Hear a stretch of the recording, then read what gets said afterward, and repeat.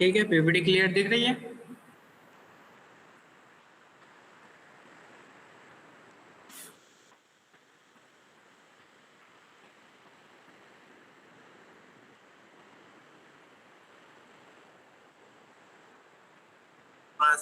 चलो ठीक। तो स्टूडेंट्स आज हम लोग एक नए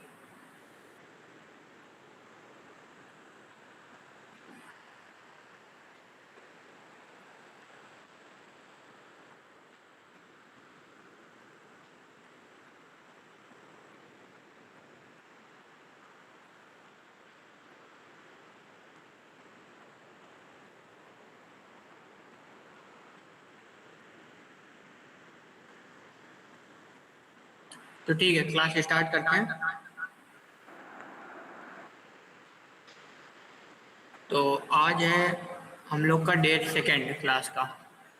तो सेशन वन में हम लोग क्या क्या डिस्कस किए थे, क्या क्या हम लोग ने पैरामीटर्स, क्या क्या कंपोनेंट डिस्कस किए थे, तो उसके बारे में आज हम लोग थोड़ा सा रिकैप करेंगे।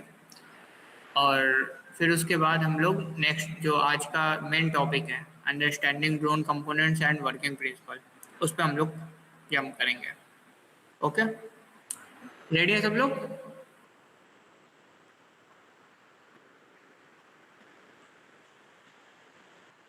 ओके,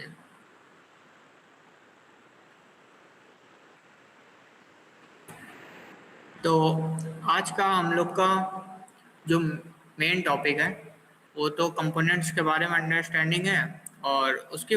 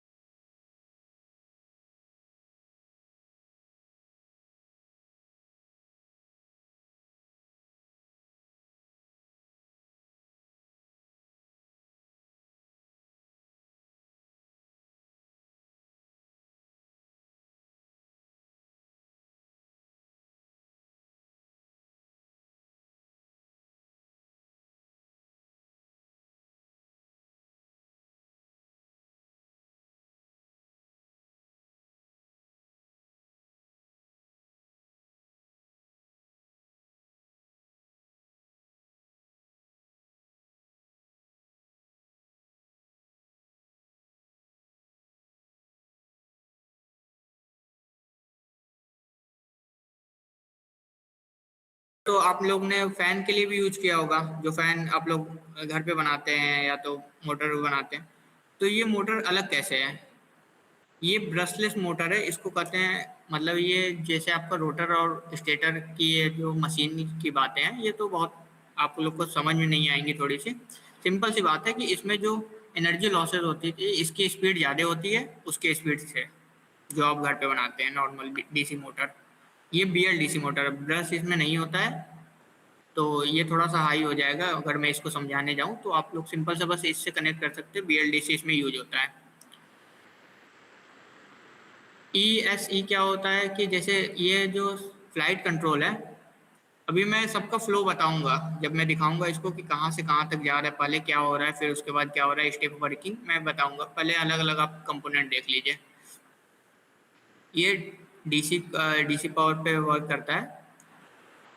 यहाँ पे आपको नीचे भी दिख रहा होगा सिंपल फ्लो चार्ट। सिंपल ये आप देख लीजिए कि रिमोट से क्या अगर हम लोग कंट्रोल कर रहे हैं तो पहले वो फ्लाइट कंट्रोलर में जाएगा, फिर ईएसई में आएगा, फिर उसके बाद मोटर में जाएगा।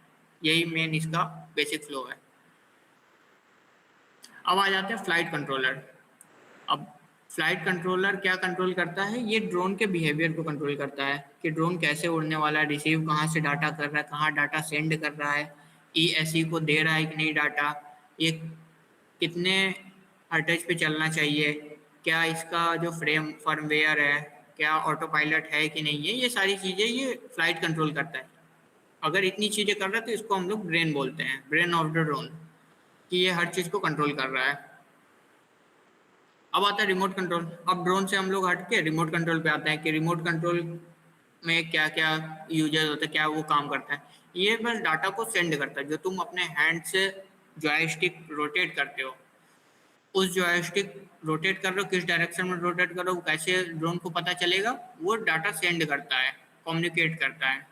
या तो बोल दो उसको कमांड देता है, उसको ऑर्डर देता है कि तुम, हमने राइट रोटेट किया तो तुम राइट में ड्रोन उड़ाओगे, बस।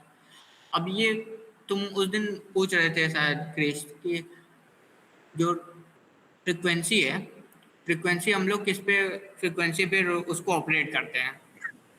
तो ये हाँ वर्क हाँ। करता है आपका 2.4 गीगाहर्ट्ज रेडियो फ्रिक्वेंसी पे। हम्म। 2.4 गीगाहर्ट्ज रेडियो सर मैं फ्रिक्वेंसी पे। 2.4 ही क्यों? 2.4 ही क्यों? एक बार इसकी स्पीड एक बार चेक करना। स्पीड मतलब फ्रिक्वेंसी से स्पीड का फॉर्मूला होता है, इन्वर्सली टाइम होता है। तो टाइम अगर निकालोगे तो 2 पॉइंट मतलब 1/2.4 गीगाहर्ट्ज, गीगा का मतलब 2.4 अगर डिवाइड दोगे तो कुछ ये अप्रॉक्स तुम्हारा बहुत कम समय में एक सिग्नल भेजता है। अगर इसकी फ्रिक्वेंसी इतनी ज़्यादा है, मतलब जितने ज़्यादा फ्रिक्वेंसी होती है उतने कम समय में ये तुमको कमांड भेजेगा। और ड्रोन को वही चाहिए कि जितना जल्दी वो कमांड भेजेगा वो उतना जल्दी वो मोटर वो रिस्पॉन्स करेगा। तो इसलिए हम लोग हाई फ्रिक्वेंसी के वो यूज करते हैं 2.4 गीगाहर्ट्ज के। और ये तुम्हारे मॉड्यूल के ऊपर भी डिपेंड करता है, जैसे तुम कौन सा मॉड्यूल यूज कर रहे हो। अभी हम लोग इसमें एक यूज कर रहे हैं FSIA-6B, अभी मैं दिखाऊंगा। तो वो उस पर 2.4 गीगाहर्ट्ज पे वर्क करता है, तो इसलिए हम लोग रोटर को भी मतलब रिमोट कंट्रोल को भी उस पर हमको सेट करना पड़ता है। Okay sir. तो अब आ जाते हैं हम लोग जीपीएस मॉड्यूल पर। जीपीएस का वर्किंग उस दिन कोई तो क्लास में ही बता दिया था कि नेविगेशन के लिए हम लोग इसको यूज करते हैं, कहाँ जा रहा है, मतलब वो जो ड्रोन है वो कहाँ तक जा रहा है, सेफली फ्लाई कर रहा है। हाँ, इसका हम लोग यूज इसलिए भी करते हैं कि अगर कोई ड्रोन रेंज से बाहर जा रहा है, तो अगर उसमें जीपीएस लगा है, अगर वो कंट्रोल सही से कर रहा है, डाटा रिसीव डाटा सेंड सही से कर रहा है, तो वो अपने जो back to return to home जो फीचर है, सेफ्टी फीचर, वो इनेबल कर।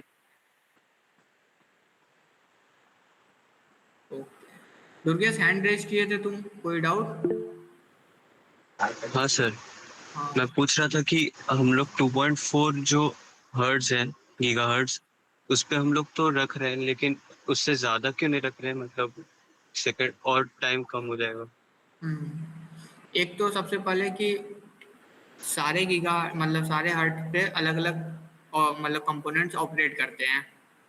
तो जब हम लोग जैसे रेडियो में पिछले हम एग्जांपल दिए थे रेडियो का, रेडियो में अलग फ्रिक्वेंसी चेंज कर रहे हो तो दूसरा मतलब कंट्रोल दूसरा चैनल वो हो जा रहा है, ऑन हो जा रहा है, एक्टिवेट हो जा रहा है। अगर हमको न्यूज़ चैनल लगाना है थोड़ा सा हम उसको रोटेट करते रेडियो का फ्रिक्वेंसी चेंज हो जाता है और चैनल ऑपरेट हो जाता है।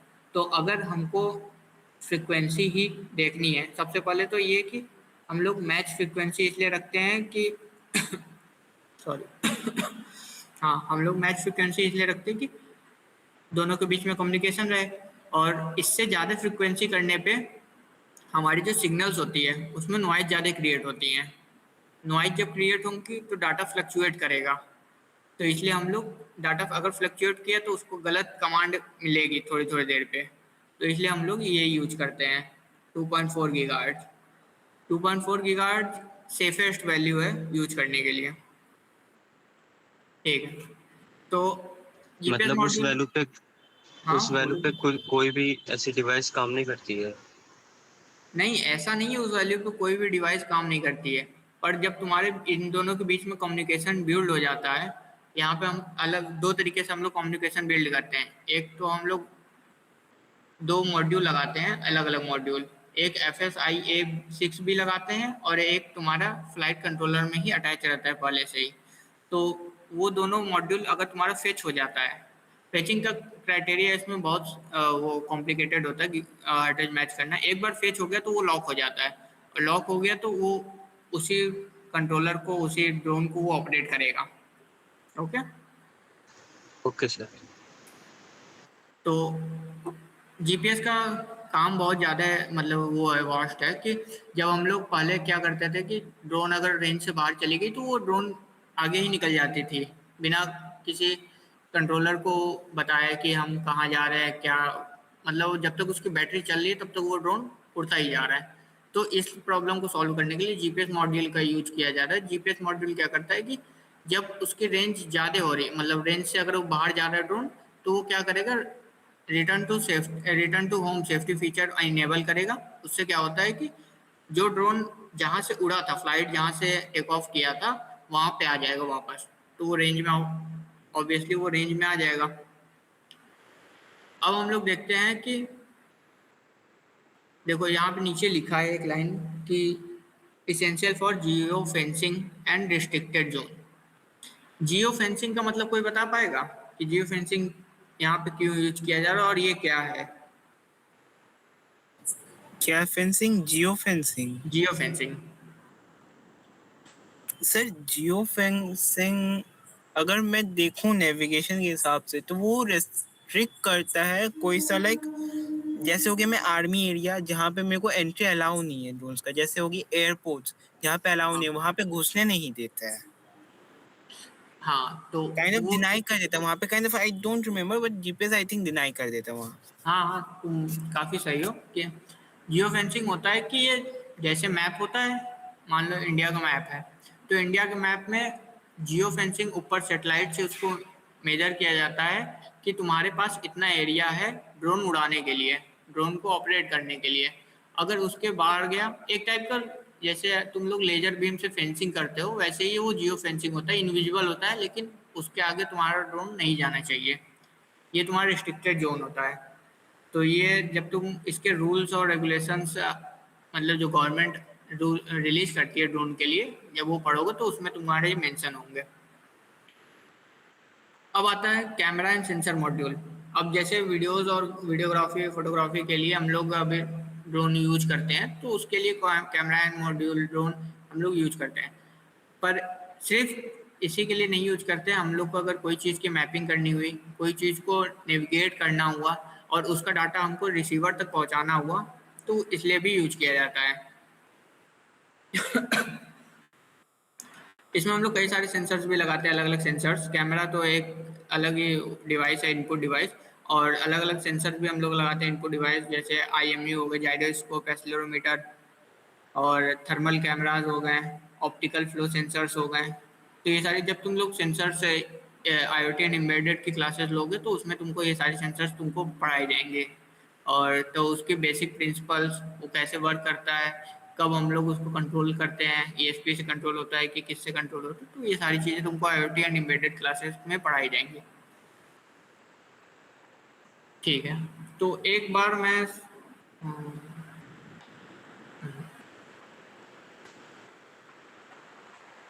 तो अब तुम लोग को मैं शो कर देता हूँ कि कैसे ड्रोन दिखता है, विजिबिलिटी या और भी चीज़ें। उसके लिए मुझे ऑफ करना, ठीक। तो मैं विजिबल हूँ, थोड़ा सा हाँ क्लियर नहीं। सर, एकदम कूल तरीके से विजिबल हो। ठीक है, ओके। तो ये दिख रहा है ड्रोन, हाँ सर। थोड़े से दूर हो जाता है। हाँ, अब दिख रहा होगा ये। सर KK 1.2.5, क्या हुआ? KK 1.2.5 फ्लाइट कंट्रोलर है। फ्लाइट कंट्रोलर इसका, KK ही है ना? हाँ हाँ ठीक है। हाँ। तो ये ड्रोन है क्वाड्रॉप्टर। अब इसमें जो मैंने मतलब 9 कंपोनेंट्स को डिस्कस किया है, उसको मैं एक एक करके डिफाइन करता हूँ। सबसे पहले इसका स्ट्रक्चर, इसका स्ट्रक्चर देखो किस टाइप का है। X। हाँ, एक्स के टाइप का।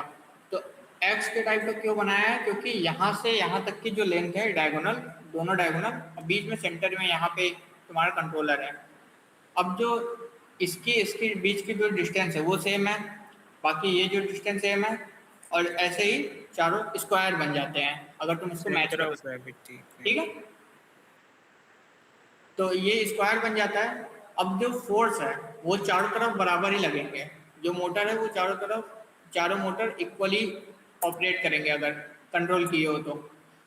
अब स्ट्रक्चर का क्या बेनिफिट है कि इसके जो सेंटर पे है, यहाँ पे जो इसके सेंटर पे, ये वेट ज़्यादा कैरी कर पाएगा, क्योंकि चारों तरफ से इसको उठाने के लिए, मतलब लिफ्ट करने के लिए हमारे पास रोटर्स लगे हुए हैं। अब देखो इसके बीच में, अब हम लोग मोटर पहले देख लेते हैं। ये तुमको दिख रहा होगा मोटर, ये पूरा ऊपर से घूम रहा है। अब तुमको डिफरेंस पता चल रहा होगा कि जो तुम लोग डीसी मोटर यूज करते हो और ये मोटर में BLDC में, इसके अंदर ब्रश नहीं होती है, ये पूरा ही रोटेट करता है इसका ऊपर का स्ट्रक्चर। डिफरेंस पता चल रहा है? ठीक हाँ है। सर, ये बॉडी के साथ घूमती है, वहीं जो हमारी जो ब्रश्ड मोटर है उसका सिर्फ टिप घूमता है। हाँ, ब्रश जो मोटर होता है उसका टिप रोटेट करता है, BLDC मोटर पूरा ही रोटेट होता है। इससे क्या होता है, इसकी इफिशियंसी ज़्यादा बढ़ जाती है, उसमें रिफ्लेक्शन लगता है और एनर्जी लॉसेज होती हैं, इसलिए इसमें ब्रशेस भी होता है, तो ब्रशेस भी वो हो हाँ, जाता है, खराब हो लॉस जाता है। देते हैं। तो वो सबको रिमूव करके इफिशियंसी बढ़ाने के लिए हम लोग BLDC मोटर यूज करते हैं। अब उसके ऊपर आता है प्रोपेलर। तो प्रोपेलर देखो इसकी डिजाइनिंग, तुम लोग घर पे जो पंखा यूज करते हो, जो फैन यूज करते हो, या तो तुम लोग जो प्रोजेक्ट बनाते हो, प्रोजेक्ट में जो फैन यूज करते हो, उसकी स्ट्रक्चर और इसके स्ट्रक्चर में थोड़ी सी डिफरेंस है। इसकी तो बेंड, ये देखो थोड़ी सी बेंड है, थोड़ी ज़्यादा ही बेंड है। ठीक है, तो डिफरेंस पता चल रहा होगा। अब जो जो तुम लोग यूज करते हो, मोटर भी यूज करते हो, फैन भी यूज करते हो, और भी चीजें मैं बताऊंगा वो भी देखे होगे तुम, पर उसमें डिफरेंस एक बार क्रिएट करना। जैसे मोटर में मैंने डिफरेंस बताया और ये प्रोपेलर में डिफरेंस बताया। अब तुमको दिखाते हैं ESC, जो मोटर को कंट्रोल करता है, इलेक्ट्रॉनिक सब। ये वैसे कवर्ड है, ये भी ऐसे ही, मतलब एक रेक्टेंगल बॉक्स है, इनपुट है, आउटपुट है, और कुछ सर्किटरीज हैं, इलेक्ट्रॉनिक सर्किटरीज, जो क्या करता है, मोटर को सिग्नल देता है, मोटर को कंट्रोल करता है। ओके, ये आपका मोटर से डायरेक्ट कनेक्टेड होके आ रहा है आपके जो कंट्रोल पैनल है यहाँ पर। ये आपका है, कोई बताएगा ये क्या है? कौन सा सर? ये पार्ट, फ्लाइट कंट्रोलर है। हाँ, फ्लाइट कंट्रोलर। ये मॉडल थोड़ा सा पुराना है, अब तो काफी एडवांस मॉडल आ गए हैं। इसके ऊपर ये भी देखा होगा तुम लोग ने, ये हाँ। तो ये इसको कनेक्ट करता है ताकि डाटा जो रिसीव कर पाए वहां से, जो वो रिमोट, रिसीवर है ना? हाँ, जो रिसीवर है वो रिसीव कर पाए आपके वहां से, रिमोट से। तो इसमें स्ट्रक्चर में किसी को कोई प्रॉब्लम है? और ये जो स्ट्रक्चर है यहाँ पे मैं बता देता हूँ, ये जो बीच में यहाँ पे स्पेस दी गई है, यहाँ पे बैटरीज लगेंगी, ये 2 वायर से जो बैटरी सप्लाई दी जाएंगी। ओके, ठीक है। और ये इसको होल्ड करने के लिए नीचे से भी हम लोग स्ट्रक्चर बनाए हैं। अब हम लोग का एक पार्ट कंप्लीट हो गया, ड्रोन का पार्ट। अब हम लोग आते हैं रिमोट पे, इस पर। अब देखिए रिमोट जो इसमें 2 जॉयस्टिक दी जाती हैं, 2 एंटी क्लॉकवाइज मोटर कंट्रोल करने के लिए और 2 क्लॉकवाइज मोटर कंट्रोल करने के लिए। और इस पे आपको डिस्प्ले दी जाती है। डिस्प्ले पे क्या होता है कि आपके जो इनपुट्स हैं कि कितने वोल्ट पे, या तो जो भी इनपुट आपका डाटा जो आपका यहाँ पे शो मतलब वर्क कर रहा है, जिस पे ऑपरेट कर रहा है, वो इनपुट आपको इस पे शो करेगा। एक चीज और है, यहाँ पर आपको एक डिस्प्ले भी दिख रहा होगा यहाँ पर। हाँ सर, ये डिस्प्ले का काम है कि जो भी सेंसर से अगर आप लगाएंगे या कैमरा मॉड्यूल लगाएंगे तो वो इनेबल है, कनेक्ट है कि नहीं, वो फेच है कि नहीं, इसको ही शो करता है। आपको इजीली पता चल जाएगा कि फेच हो रहा है कि नहीं। आप इससे कनेक्ट भी कर सकते हैं, यहाँ बटन्स लगे हैं, पुश बटन्स लगे हैं। तो अगर आप कोई भी सेंसर लगाते हैं या कैमरा मॉड्यूल लगाते हैं, जीपीएस मॉड्यूल लगाते हैं, तो उसको कनेक्ट करने के लिए ये सब बटन्स यूज किए जाते हैं। तो इसलिए बटन्स यूज किए जाते हैं, इसलिए थोड़ा सा ये 5-6 साल पुराना मॉडल है। हाँ दुर्गेश, कोई क्वेश्चन? सर आपने जो ESC बताया था वो रिमोट में लगता है कि उस मॉडल में लगता है? ESC यही है, ये पार्ट मोटर को कंट्रोल करता है ना। जो फ्लाइट कंट्रोलर से जो भी तुम्हारा कमांड आता है वो तुम्हारा मोटर से जाने से पहले ESC में आएगा, फिर ESC से तुम्हारा फ्लाइट कंट्रोलर मतलब मोटर्स में जाता है, ताकि वो फ्लाइट को अच्छे से कंट्रोल कर पाए। जो भी कमांड है, जैसे कि कितना रोटेट करना है, कितने RPM में कितनी स्पीड आनी चाहिए, ये सारी चीज़ें तुम्हारा ESC करता है। Okay okay sir. और जो फ्लाइट कंट्रोलर है वो मैंने बता ही दिया कि हर वो जो सेंसर है, हर जो गायरोस्कोप, IMU, मोटर और भी चीज़ें, जो भी चीज़ें तुम सेंसर इसमें लगा रहे हो, कैमरा मॉड्यूल, GPS, वो सारी चीज़ों को ये कंट्रोल करता है, ये कनेक्ट करता है, कंट्रोल करता है। कनेक्टिंग का प्रोसेस क्या है, यहाँ पे जो बटन्स हैं और डिस्प्ले हैं, ये सारी चीज़ों की मदद से हमको पता चलता है कि कनेक्ट हो चुके हैं सेंसर। अब हम लोग रेडी हैं इसको फ्लाई करने के लिए। और इस डिज़ाइन से इसका वेट भी थोड़ा सा वो हो जाता है, लाइट वेट हो जाता है। सर आपका कितना कॉस्ट पड़ा था इसको बनाने का? ये कंपोनेंट्स तो अवेलेबल हो गए थे मुझे, तो जो ड्रोन लैब मतलब कि लैब्स हैं हम लोग के कॉलेज के, ये मैं कॉलेज के लैब से ही उठा के लेके आया हूँ तुम लोग को शो करने के लिए कि एक बार स्टार्टिंग में विजुअलाइजेशन अच्छी तो होनी सर चाहिए। आप लोग ने लैब में GPS एनेबल नहीं बनाया? हम लोग के लैब में काफ़ी अलग अलग ड्रोन्स रखे हैं, ये एक ही ड्रोन नहीं है। हम लोग लैब में एग्रीकल्चर रिलेटेड ड्रोन्स भी हैं, एग्रीकल्चर में जो यूज होते हैं, और नॉर्मल ड्रोन्स भी हैं, अलग अलग सेंसर्स को इनेबल करते हुए। कोई कैमरा मॉड्यूल है, कोई अलग अलग सेंसर्स को यूज करके बना रहा है, कोई AI बेस्ड ड्रोन है, AI एंड ML यूज हुआ है उसमें माइक्रो कंट्रोलर से। तो अलग अलग तरह के हम लोग सेंसर्स यूज करके बनाते हैं ड्रोन्स को। और फिलहाल के लिए ये बस एक नॉट वर्किंग अभी है, क्योंकि इसमें बैटरी नहीं लगी हैं, बाकी सब कनेक्शन इसमें सही हैं। सर आप हाँ एक बार फ्रेम फिर से समझा दो ना, उस टाइम पे हम स्क्रीन रिकॉर्डिंग नहीं कर रहा था, और एक बार जस्ट तो मैं स्क्रीन रिकॉर्डिंग में आ जाए। ठीक है, ठीक है, पूरा स्टार्टिंग से समझाते हैं फिर से।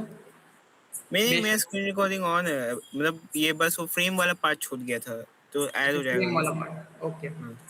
तो ये बेसिकली ड्रोन का फ्रेम है।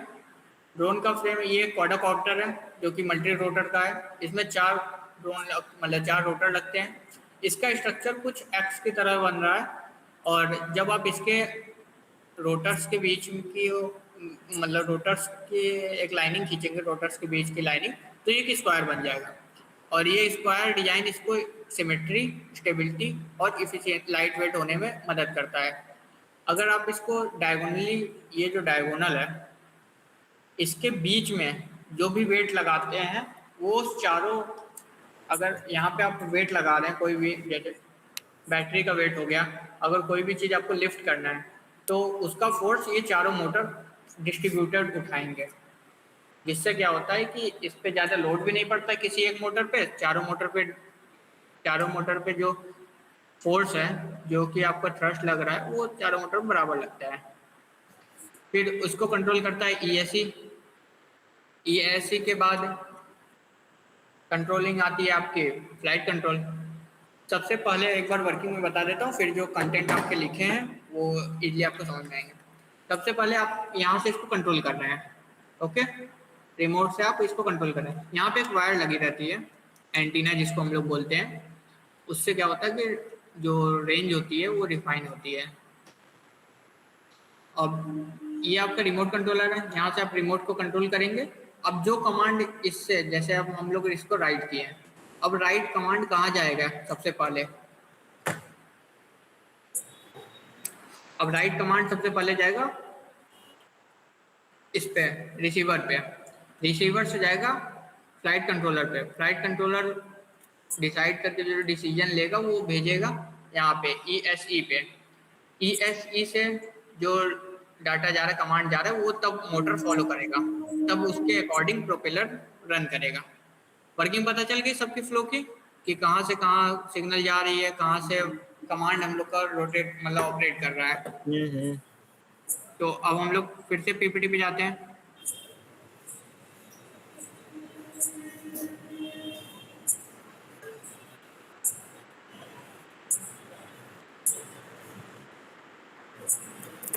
ठीक है, तो simple, how does motor fly, अभी मैंने शो करके भी दिखाया है। तो पहले हम लोग वर्किंग पढ़ लेते हैं, फिर उसके बाद हम लोग हाउ मोटर डज फ्लाई पढ़ेंगे। तो वर्किंग में क्या है हम लोग का कि रिमोट कंट्रोल, सबसे पहले मैंने दिखाया क्या, रिमोट कंट्रोल से हम लोग पायलट स्टिक मूव कर रहे हैं। जो पायलट है वो जॉयस्टिक को मूव कर रहा है। अब वो रेडियो सिग्नल ट्रांसमिट करता है, ट्रांसमिट मतलब कि वो सेंड करता है 2.4 गीगाहर्ट्ज पे। फिर उसके बाद आता है हम लोग को फ्लाइट कंट्रोलर में रिसीवर सिग्नल जो होता है। इसमें दो हैं, मैंने जो ड्रोन शो किया है उसमें रिसीवर अलग है और फ्लाइट कंट्रोलर अलग है, जबकि ऐसा नहीं होता, एक ही में वो इनबिल्ड होके आता है। तो वो जाता है रिसीवर पे, रिसीव करता है वो सिग्नल 2.4 गीगाहर्ट्ज पे। फिर उसके बाद फ्लाइट कंट्रोलर में वो जाता है। फ्लाइट कंट्रोलर क्या करता है, प्रोसेस करता है उसको कि क्या कमांड वो आया है, उसको मशीन लैंग्वेज में या कोई भी कन्वर्ट करता है कि एक डिसीजन देता है कि हाँ हमको राइट घूमना है। अब राइट घूमना है, वो जाता है मोटर कमांड पे, ESC पे कन्वर्ट करता है जो फ्लाइट कंट्रोल का कमांड है उसको वेरिएबल पावर में। अब समझना, जो फ्लाइट कंट्रोलर कमांड भेज रहा है वो भेज रहा है मोटर्स को। अब जो फ्लाइट कंट्रोलर का जो कमांड है उसको वेरिएबल पावर में कन्वर्ट करने का काम क्या कर रहा है, वो EC कर रहा है। मतलब अलग अलग पावर पे यूज करने का, अलग अलग स्पीड पे यूज करने का काम कर रहा है ESE। फिर उसके बाद मोटर है, मोटर क्या करता है, रोटेट करता है उसी जो कमांड भेजता है ESE, उसी पे वो रोटेट करता है एग्जैक्ट है। मतलब जो कमांड वो भेजेगा ESE उसी स्पीड पे, जैसे 1000 RPM भेजा तो 1000 RPM पे वो रोटेट करेगा। फिर उसके बाद आता है प्रोपेलर। प्रोपेलर क्या करता है कि सेम वर्किंग कि वो थ्रेड मतलब उसी स्पीड से स्पिन करेगा जिस स्पीड से मोटर रोटेट करेगा। फिर वो जनरेट करेगा फोर्स नीचे की तरफ, डाउनवर्ड की तरफ वो एयर को जो है पुश करता है और अपवर्ड की तरफ वो लिफ्ट हो जाता है। पुश मतलब नीचे की तरफ वो ढकेलता है हवा को और ऊपर की तरफ, इसीलिए वो उड़ जाता है। फिर उसके बाद लिफ्ट जनरेटेड होती है जो ग्रेविटी के अकॉर्डिंग है, ग्रेविटी के अगेंस्ट वो लिफ्ट करता है। फिर उसके बाद ड्रोन फ्लाइज। सिंपल, वर्किंग समझ में आ गई सबको? एक बार तुम सब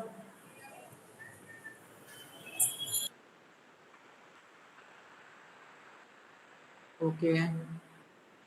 वर्किंग बहुत सिंपल है इसकी, बस थोड़ी सी कंस्ट्रक्शन में और फेचिंग में, कंट्रोल फेचिंग में थोड़ी सी दिक्कत होती है। अब हम लोग आ जाते हैं how does a motor fly, मतलब how does a drone fly, drone कैसे फ्लाई करता है। सबसे पहले कुछ पैरामीटर्स हैं, बेसिक फ्लाइट मूवमेंट्स, अलग अलग फ्लाइट मूवमेंट्स मैं यहाँ पर डिस्क्राइब करूँगा। जैसे पहला होता है टेक ऑफ। टेक ऑफ में चारों मोटर एक साथ रोटेट करते हैं, जिससे क्या होता है कि ज़्यादा थ्रस्ट पैदा होता है, ज़्यादा फोर्स डाउनवर्ड की तरफ एयर फ्लो मतलब फोर्स करता है। तो उससे क्या होता है एक साथ वो ऊपर उड़ जाता है। टेक ऑफ का